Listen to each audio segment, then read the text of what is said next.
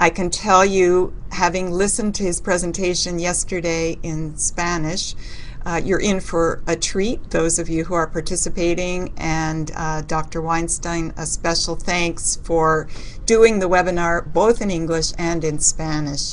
Thanks also to the World Bank, to the SABER-Teachers project for being our partner in this series. Today's topic is part of a series, Trends, Best Practices, and Current Debates in Teacher Policy. And from my perspective, and I think from the perspective of many, this topic of teacher policy and strengthening the teacher profession is perhaps the most critical in measures to strengthen the quality of education in the region. No more critical topic, but also no more complex topic, which is one of the reasons we're putting so much emphasis on it in our webinar series. The ministers of education of the 34 member states, when they last met in the Inter-American framework, which was in March of this year, recognized the crucial nature of this topic because they selected it for the focus of their debates.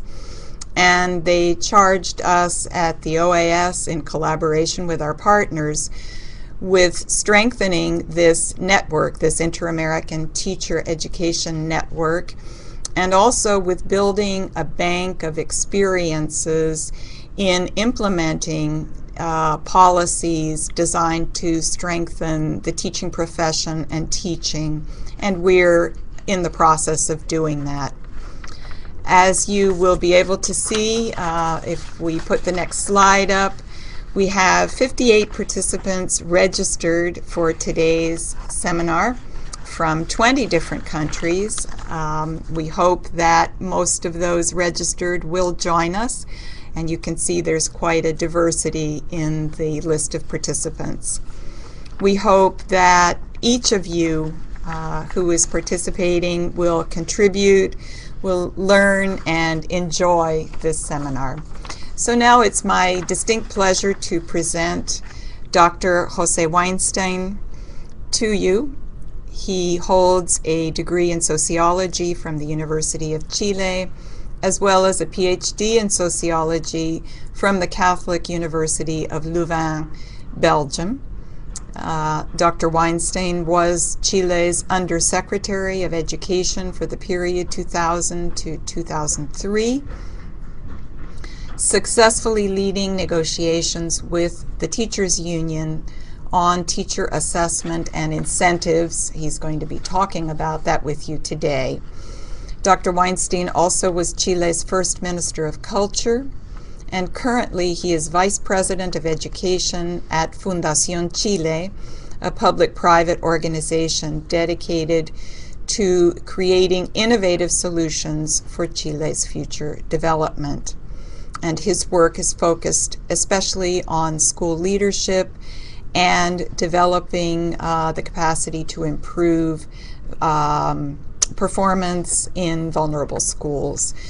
Dr. Weinstein was nominated as a member of the National Council of Education of Chile for the period 2012-2018. Dr. Weinstein, once again, thank you very much for being our presenter today, and I'd like to invite you to begin. Thank you for this invitation for the OEA, for the Organization of the States of America, and also for the World Bank, which is contributing. We will talk today around 30 to 40 minutes about the teachers in Chile and some lessons or ideas that we can have about this situation. And the idea is to have this talk first, and then to have around 20 minutes, 30 minutes to have a possibility to have a sort of question and answers, and you will chat that, and we will record that, and then we will talk about these points. Well, Chile, I saw in the list of registration that they have people for China, for different continents. For this reason, maybe it's important to have this map in which you can see Chile in South America. This is this long country which is there. We have a lot of different climates and weathers and natures and different possibilities. This is our country, and then they live the teachers, we live us. I think that is very important before to talk specifically about teachers to understand a little bit the general situation, and the situation is they have some constraints and opportunities that they have in the environment that is very critical to understand the policy for teachers. In our case, at least, it's very important to understand that after the return to the democracy in the 1990, we have a very important stability in political terms. And that is a very important point. We have 5 different governments, but all this government has a continuity in terms of the different policies in education. And that is very, very important, a very important factor to understand the policy, the possibility to put in place these policies.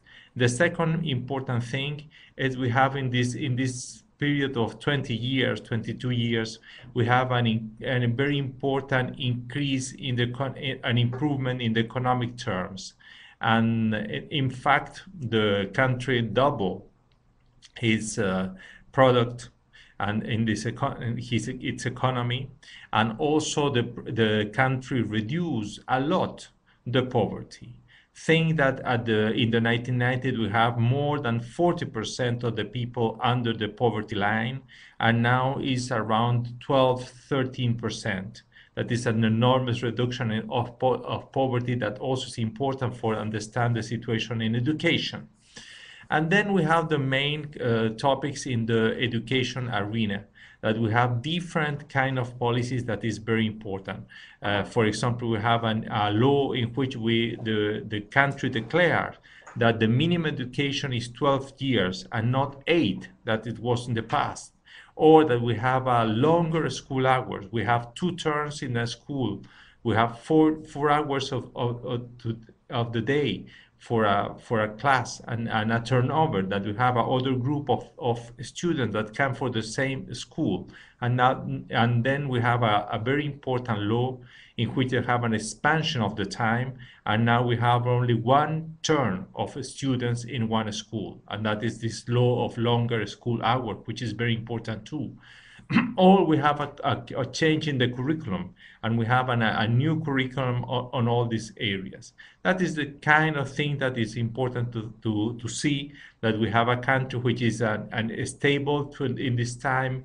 We had a very important improvement in economic and social terms, and at the same time that they have general policies in education that have very important goals and an ambitious goal at the same time.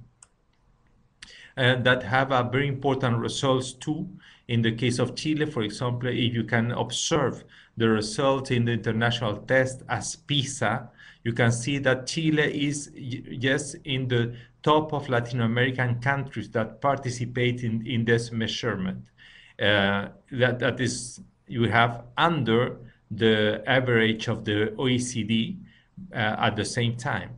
And that is part of our point. We have an important improvement in education, but at the same time, we are far away that the goals that we want to have, the level of education and quality that we want for our country.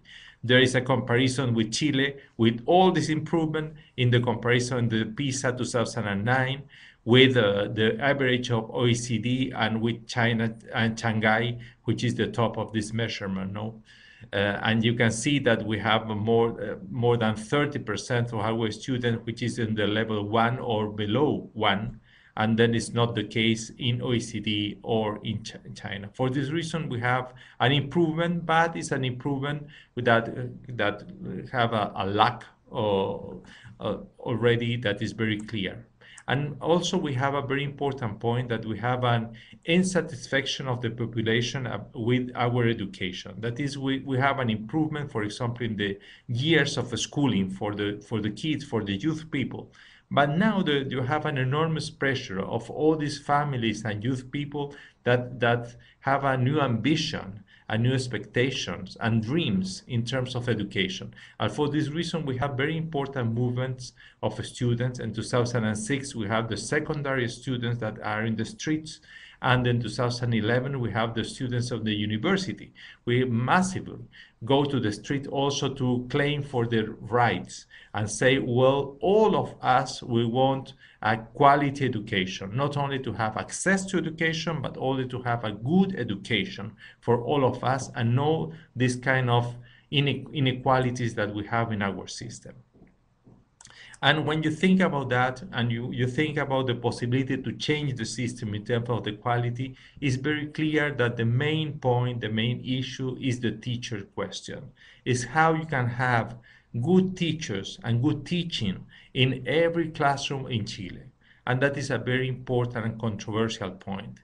In Chile, in terms of our teacher, is an important number of teachers. Here in this graph, you can think that you can see that you have around 180,000 teachers, and that is an important point. We have the more teachers now in the private subsidized sector than in the public sector. That is a educational system which is mixed, and you have two branches. One is the municipal sector, which is the public sector, but other is the private subsidized sector, which is schools that are managed by the church or can be managed by the private for teachers, for group of teachers and so on.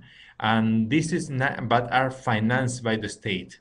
And this now is the majority of the enrollment and also the majority of teachers. You can see there this number.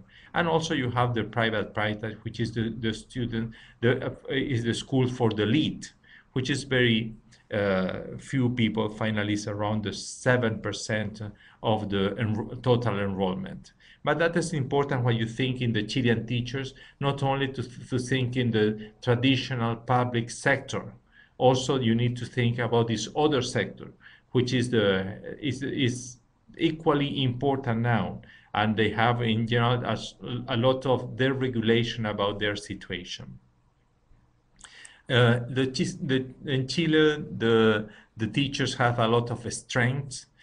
Some of them is the identity and the value of their work. When you you have some research about teachers and you ask the teachers about if they can go again to these careers and have the possibility to have another choice, if they decided again to be teachers, you have that the big majority of them have a sort of satisfaction and say, yes, I will be again a teacher because this is the most important career and it's a satisfaction for me, despite all the problems that they can have.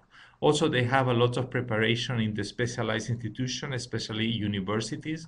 That is that 90% of them have a licensee of teachers under 4 years or 5 years of studies.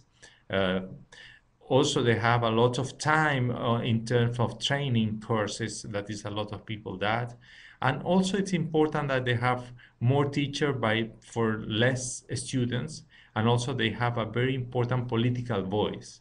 In Chile, we have one union, and this union is very important in the political debate. They have an important political voice, and they influence the debate. And that is an important strength, I think, too. In terms of the problems, they have some problems too, and some restrictions in terms of our teachers. One of them, is not possible to recruit the best candidates to be teachers. In general, you have a social status which is low social status for the teacher profession, and that is important. The kids in general, the best candidates decided to go to the medicine or to be physicians or to the law, to be lawyers or so on, or to be engineers, but not to be teachers. To be teacher is to have a low social status, and that is a problem.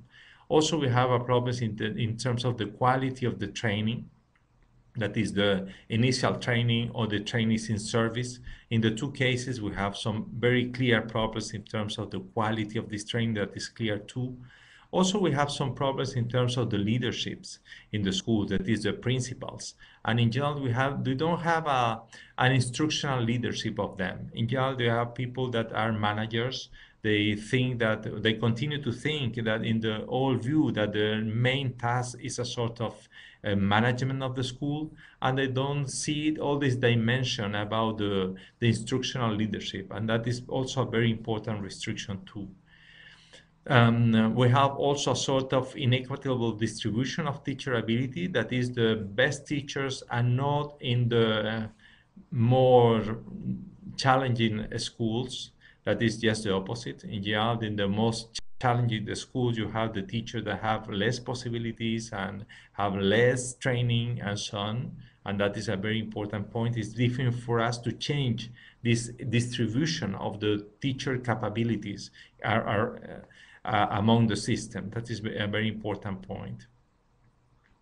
And well, and also they have this situation in which not all the time the teachers feel that they are involved in the policies. In a lot of situations, the teachers feel that all these policies that have in the systems are decided by the Ministry of Education, by the technocrats and so on, and they are not engaged with that. And that is a very different point to change. In some occasions, they have this feeling that yes, in this initiative, yes or not, but it's not a general feeling of belonging. That is important point too. Well, and in this time, my idea of my talk is to talk about some lessons, but it's not lessons properly. It's more to think some experience that we have developed in Chile in these years, and that we think that can be important in terms of a sort of experience lead, in terms of stories. It's not properly the idea that we, after this speech, to apply strictly the same experience, because each country and each educational system has their own their challenges and realities. But the idea is to know all the reality and to be inspired by that. And some of our experience we think can be interesting for you in these terms, in sort of inspiring lead. This is our idea about that. For this reason, also this design, the graph in that.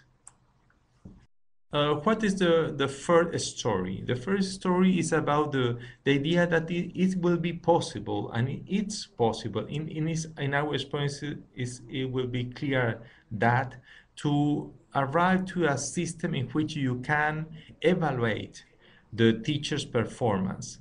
But that is very important. We need to do that under a sort of legitimate framework. And our story about that is very interesting. We have a sort of telegraph story about that, because we have 5 stories and we need to be very quickly with that. And well, but was our experience in 2000? We have an important negotiation between the Ministry of Education and the union teachers. And we arrived at an agreement, and in this agreement, the part of the agreement is to build a system of assessment of the teachers. And for this reason, we constitute a sort of commission in these 2 parties, the 2 parts, one the union, the ministry, and this commission worked a lot trying to develop this new system of assessment, of the teacher assessment. This commission, for example, has a very important discussion about the knowledge that is accumulated around the world about this topic. Have some kind of tours in terms that they visit, study tours. They visit some experience that are very interesting in terms of assessment. The case of Cuba, the case of Scotland. Also, they have a sort of delegation of people of this that arrive at see the different possibility. And finally, they have the first conclusion about this, all the thing, that we need to build a sort of framework about what is the good teaching. What is and this is the name that finally, the title of this is the framework of good teaching. And you think, well, because it's impossible to have an assessment if you don't have a reference, and this reference must be legitimate. And for this reason, we invest a lot of time building this new framework. And not only the commission, but all the educational system. We have two big discussions in which we have 2 Fridays during this year, in which, and the next year too, in which we stop the classes. And all the teachers without the kids, all the teachers were during 2 days discussing about a proposal about what is a good teaching framework. And finally, we receive all this feedback across the country, and we arrive at a sort of framework. This is a framework. This is in the PowerPoint, and then you can see they have the 4 main categories, and these categories have some indicators in each one, which is very clear.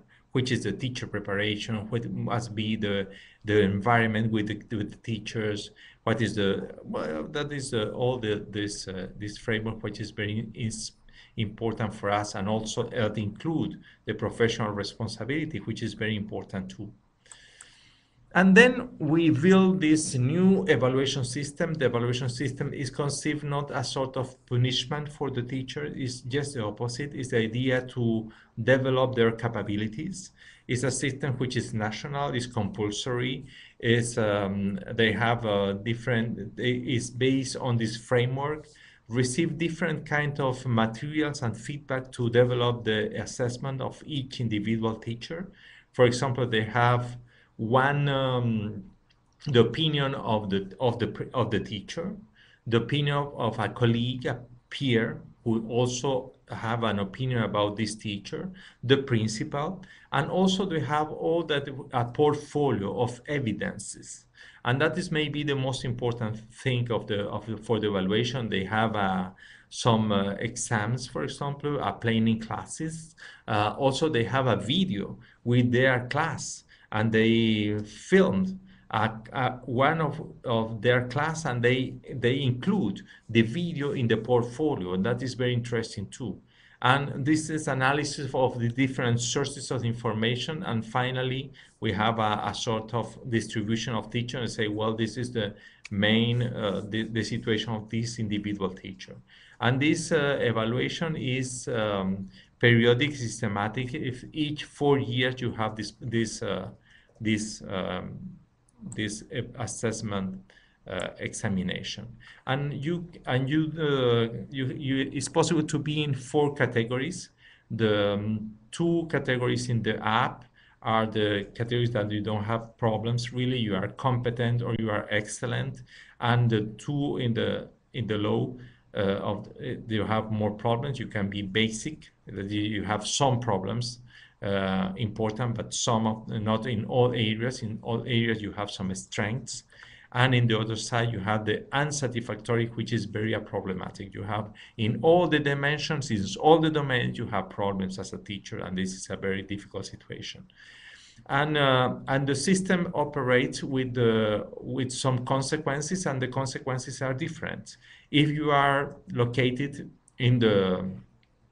as competent or excellent, you have rewards. You have the possibility to apply for some extra incentive. And in the other side, if you are basic or unsatisfactory, you have just the opposite. You need to have must be included in a training program, which is this professional training plan. And this plan is adequate of your weaknesses. This is the idea of this situation. In the case of the unsatisfactory, you must have this professional training plan, but also you must be assessed again in the following year. And if you have again the same marks, that is again you are unsatisfactory, you must be out of the system. That is a very important consequences. But finally, the distribution of that is this one. That is that you have the majority of the teachers and this category of competent. You have also that are excellent. That is the 70% of them, of the teachers, as including these 2 good categories. And at the same time, you have around 30% that is in the basic, and you have 1% which is unsatisfactory.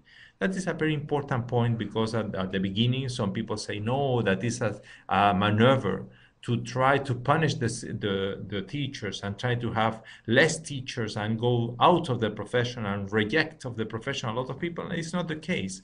But that is clear that you can have more a clear focus to work in terms of the training, and you can focus your energies on this 30% of teachers who must have more problems than the others. Also, a very important thing about it's not only the management of the situation, also this assessment, national assessment system have a very important information for the system as a whole.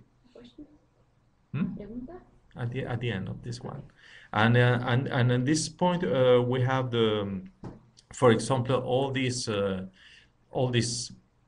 results, and you have what is the most important point for the Chilean teachers, for example, the harmony in class, but what is the worst, which is the assessment of student learning, which is clearly a weakness of our. And also we have the period, the time of their career, which is their most performant, and the others, etc., etc. You have all this kind of information that is interesting too. And for this reason, we have some morale for us in terms of this first story. And the morale is that if you want to establish a system of assessment for teachers, you must work with the teacher and their organizations. For this reason, for us, this is a very important point. Here we have a question for you. This is a question is about if you have in your countries this kind of system, and or not, or you must establish it, and that is an important point. Well, we see that you have different situations. We have some countries that have this kind of systems, others that don't have established yet this system, but the tendency is that the countries establish this kind of system. For this reason, for us, the morale was that if you want to do that, please work with teachers, work with the society, work with the unions, and try to arrive a sort of agreement about what is good teaching and what must be the system which is important to establish. That work, it's clear. It will take 1 year, 2 years, 3 years. It's not important, but the system will be more legitimate than other possible measures that you can establish top down. The second story is about another topic, and maybe it's not so successful than the last one. This is about a very important thing, that in Chile you have, as in other countries, a problem of prestige or status of the teacher profession. And in our case, you can see there this graph. And then you can see the red is the teachers. And you can see, and this yellow or orange is the doctors or the civil engineers. And you can see that in general, the teachers have a very bad status. They have better status than the journalists. That is just, really, really bad in our society. And you can see that this status, in any case, is better in the middle class and under middle class, poor groups, but in the top of the society, in the upper class, is clearly very weak. And for this reason, we have this general problem, and the general problem is that we don't have good candidates to be teachers. In general, we have the students that don't be accepted in other professions in some occasions, and they are not the better students of their generations. And for this reason, how to change that? The government decided 2 years ago to have a very important initiative. This initiative is a sort of an important scholarship. And this scholarship is the vocation to teach. That is a scholarship that is very important in terms of their property, their values. In fact, if you receive this scholarship, you will have a absolutely free scholarship during all your studies in universities. You don't pay anything in terms of fees, and at the same time you will have some money for your pocket every month. That is very important. Include, if you are a very, very good student, you can have the possibility to have an stage abroad in some country as part of your study. This is a very important incentive to study to be teachers. At the same time, we have an important mass campaign in which in the different the TV channels and in the newspaper and so on, you have an important campaign of the government with an incitation for the students to be there and to have a proposal to arrive to this to have this scholarship. And in fact, the situation finally is not so good, because that with COVID finally we have an increase of our students, finding that good students that decided to go to this to be teachers. We have 1,000 more candidates in this dimension when after the beginning of this program, of this scholarship. But if you think in general terms, that is absolutely marginal. It's not important. You have every year 25,000 candidates and that arrive to the university to study to be teachers, and only you have this increase of 1,000 that is the extra that you have after the scholarship. And at the same time you have you have a sort of movement in the university also that is not okay. For this reason, our main morale about this topic is that it's not enough to have this possibility to have only an isolate measure. In the second story, the main lesson for us was about this topic, that you need not isolated measures. You need a sort of systemic things. And it's very important to think that if you have an excellent scholarship, but if you don't have a change in the social status of teachers, it's impossible to change the possibility of more attractions. And for this point, that is a very important thing, because in terms of the political terms, it's very typical that people think that with one only shot, a silver shot, is possible to change the thing, and that in this experience for us is very clear that it's not enough. It's a good thing, but it's not enough. The third story is about another topic which is very important also when we discuss about the teachers' policies, and it's about the pre-service. And in Chile we have a very important problem, and the problem is the fact that we have a lot of institutions and universities that receive students, but they don't bring a good service. They don't have enough quality. And the point is that the university are autonomous. They can do that, and they don't have a regulatory power in the Ministry of Education to control this quality. And all the time that you have the discussion about the quality in education in Chile and the quality of teaching, all the time the guilty is on the teachers, but it's not in the universities.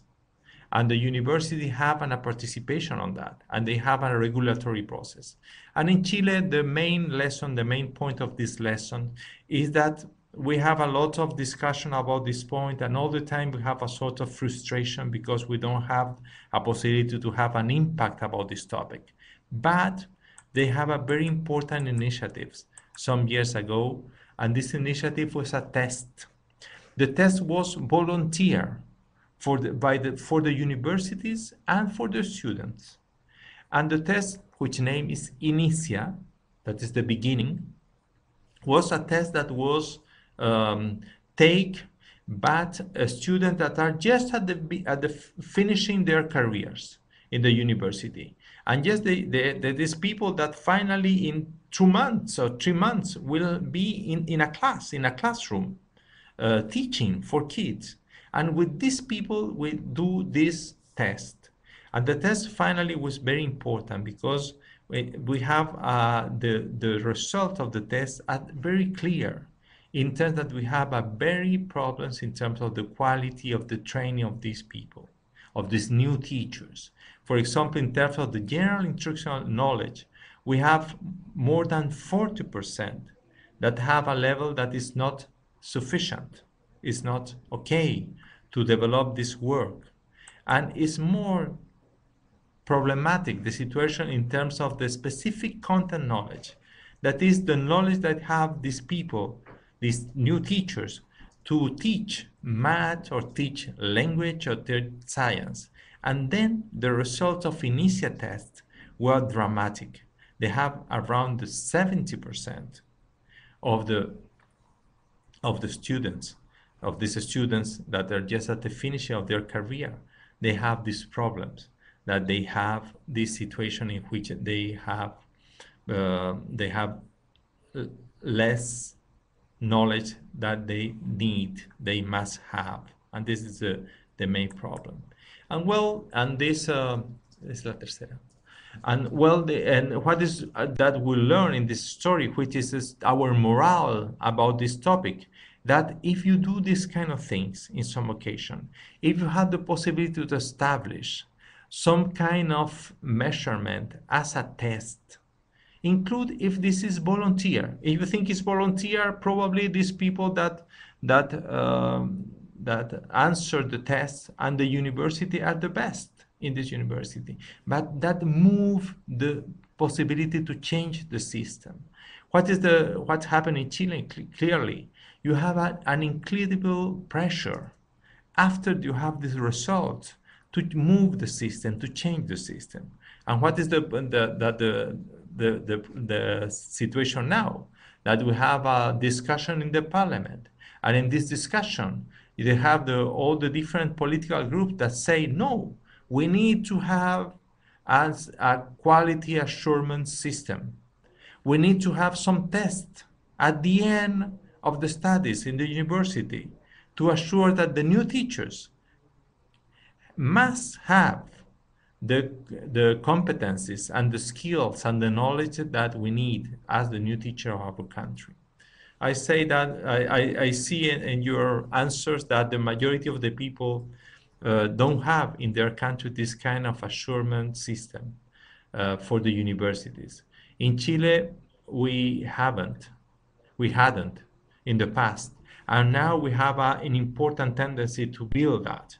And I think that these tests play a very, very crucial role to change the situation, because they show the problem and this possible problem now is visible for all of us in Chile, and we must change. Is that you have a pressure that is very important.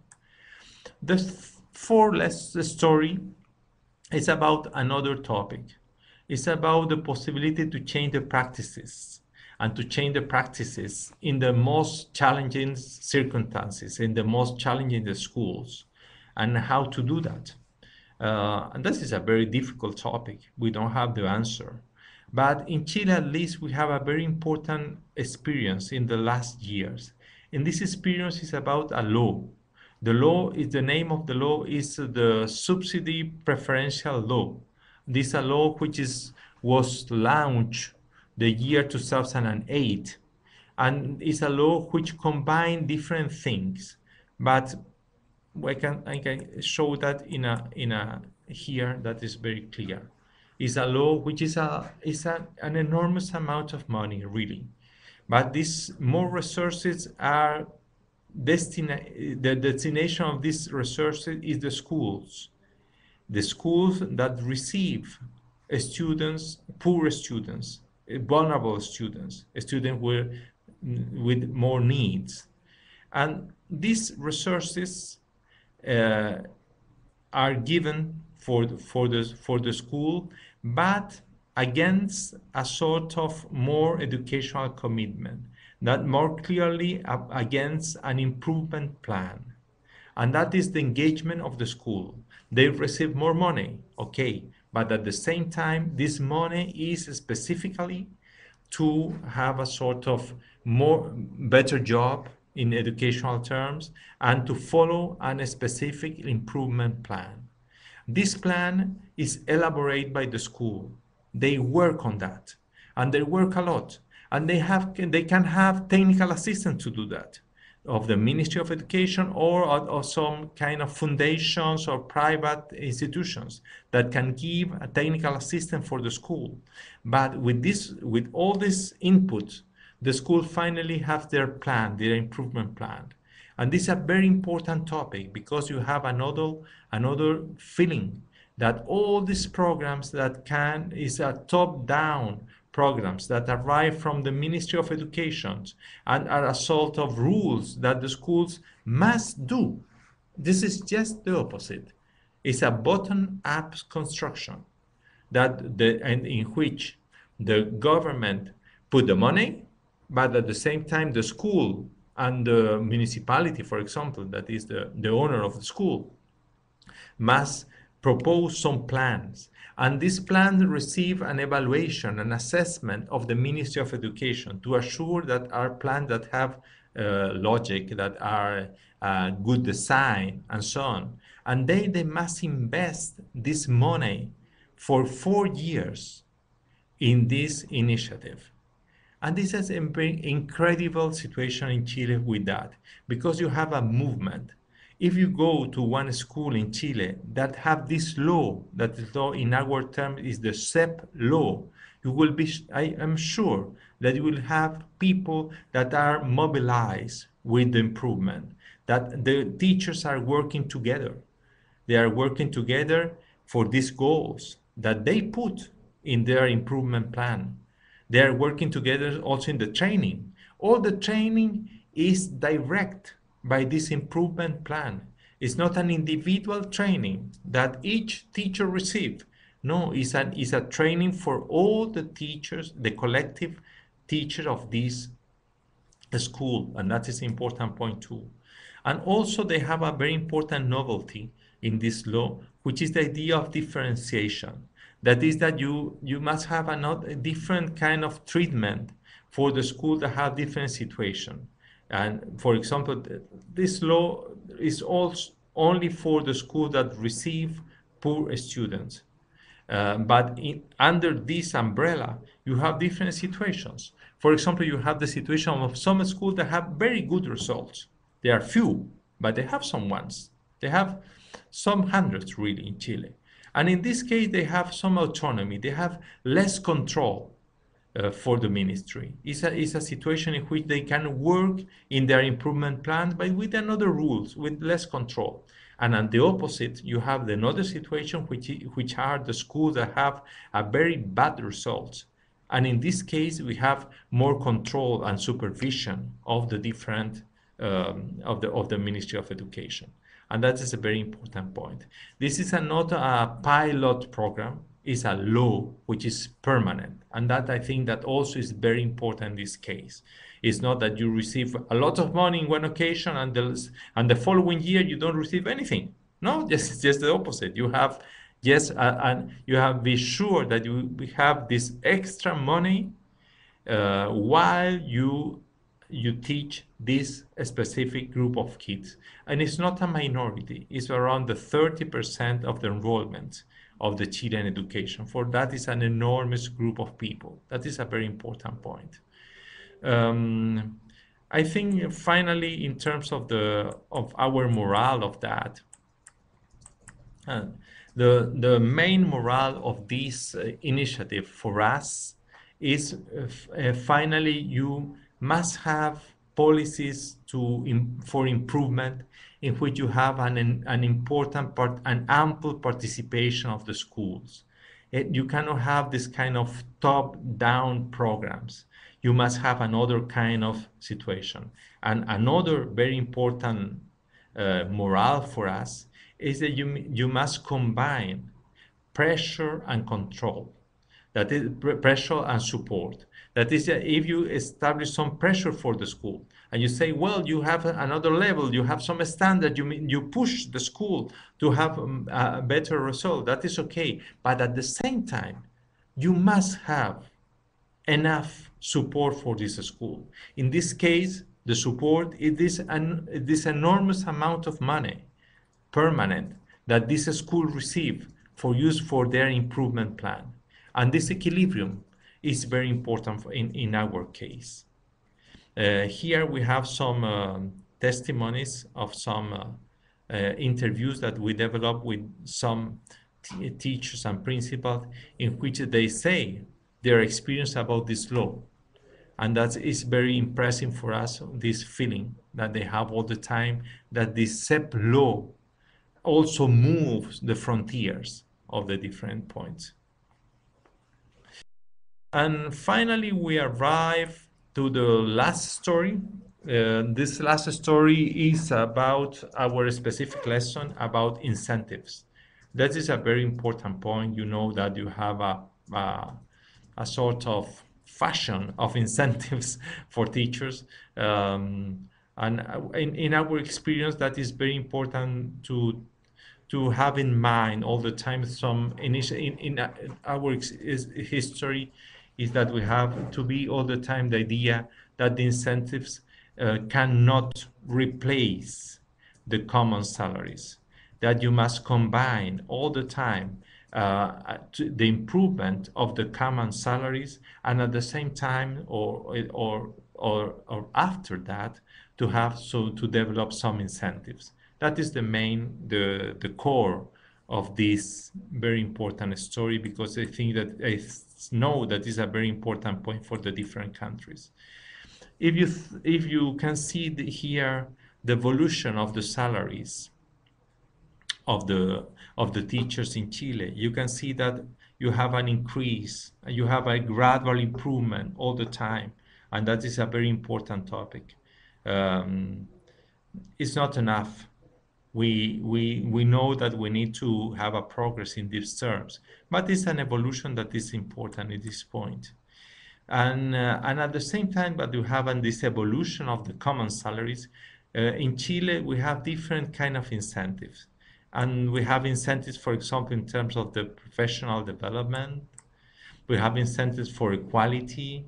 We have incentives for taking responsibilities. And also we have incentives for good results or for excellence in teaching. That, again, I think that is a very important point. In some occasion, when we talk about incentives, we talk only about one type specific of incentive, which is the incentives about the good results. In our case, we are talking about a more ample range of incentives, which include the different topics that are important for the policies. One, for example, is very important is the quality. This idea that we talked before, that we need to have the teachers in the more challenging schools, and that is very difficult to do. For this reason, to have extra incentive to be there can be very important. Also, the idea to have a professional development and to impulse the teachers to have more and more development in their training and more training is important too. For this, we have incentive for that, or taking responsibility. That is an important topic. You can have a variety of incentives, and it's very important that they are aligned, this incentive, with the policies for teachers. But if you could go specifically for the incentive for the performance of so on, in our case, that is a more common of that, and this is in the discussion that we have about incentive. This is more common topic is about incentive for performance. In our case, the most important incentive is a collective incentive. That is, we have a award for the schools that have clearly a progress in the time. And in this case, and this is the name of this system, is this system for school performance. In our case, is a SNED. And this SNED system is there since 1995. that is for 18 years. It's a lot of time. And I think that a very important topic of that is, and you be very careful about that if you do that in your countries, is the point that you have to establish fair comparisons.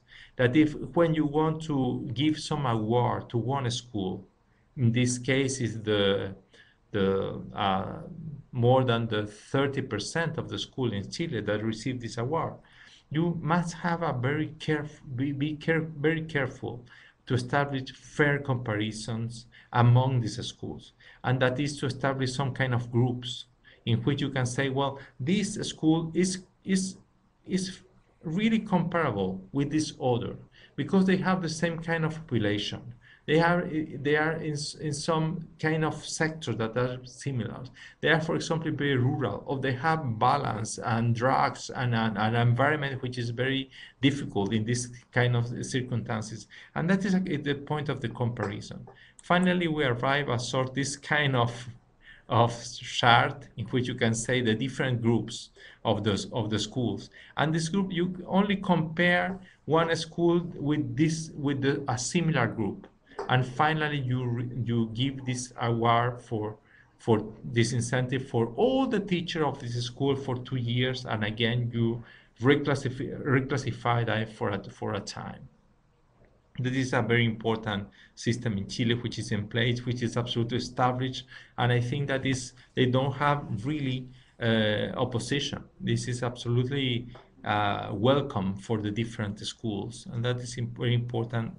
The form of installation of this system, and also we have some individual incentives that is more recent. That is in the year 2003 first.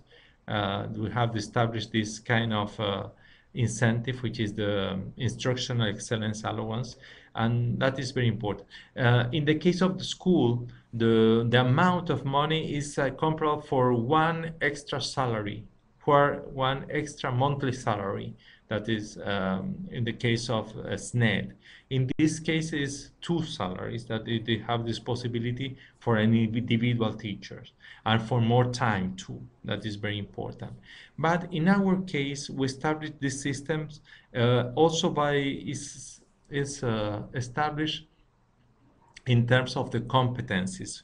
We don't think that it's possible to give this kind of incentive for teachers in terms of the results of the students. That is for us, is not a good form of thinking about that. Because in general, this kind of the results of the students is not the work of only one teachers. Is the situation that a lot of teachers for a long time work with the students.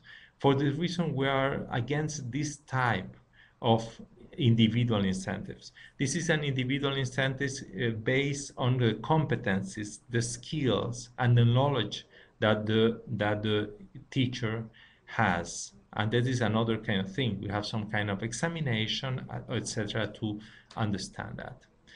Well, this is the thing that we talk about this last story. And if we have some kind of morale about that, I think that the main morale is about that all this aspect of the incentives is very difficult to establish and very complex. And you must think all the time about some keys that, in our case at least, are very important. One, I repeat, that is not fair maybe, and is to try to replace the common salary by incentives. You must think in the common salary in one side and to impulse and increase this common salary as a sort of a policy. And on the other side, you must establish the different policies of incentives. And in this, you can think that you have a variety of incentives, and at the same time, you can think that you have collective and individual. In our case, the progression is very important. That is, first, we have this impulse to increase in a gradual terms the common salary of all the teachers. Then, 5 years after that, we install with an agreement, with a law, a system of collective incentives. And finally, in the year 2002, after 12 years of this beginning of increase, we impulse finally an individual incentives, and that is our space. We see that you have different in the question that we ask. We have different kind of situation in your country in terms of the incentive. We think that is very important point. Well, finally, you have these 5 stories. We have the story about the assessment system. We have the story about the scholarships for the good students to go to the teacher to be teachers in the futures. We have the story about the initial test and this kind of gong to change the situation and of the public opinion and the society in terms of the quality of the training in the universities for the new teachers. We have also all this idea about the policies for the schools under difficult circumstances and the possibility to impulse some kind of law that combine pressure and support. That is very important. And finally, we have this idea of incentives which not replace but complement the common salaries. And in this story, we have different initiatives, but we have some sort of general lessons. One of that is that we have different impacts, and we have be very careful about the policies with teachers. But in something that is very important is the consensus, to have a very important consensus to develop these kind of things, to engage the stakeholders, the different stakeholders in this point, the union of the teachers, the university, the different political parties, to arrive a sort of national agreement in this topic, which is so difficult to manage. To have an important sequence in the policies and the terms of the time, that is very important. We talked recently about the point of the salaries. That is very, very important topic.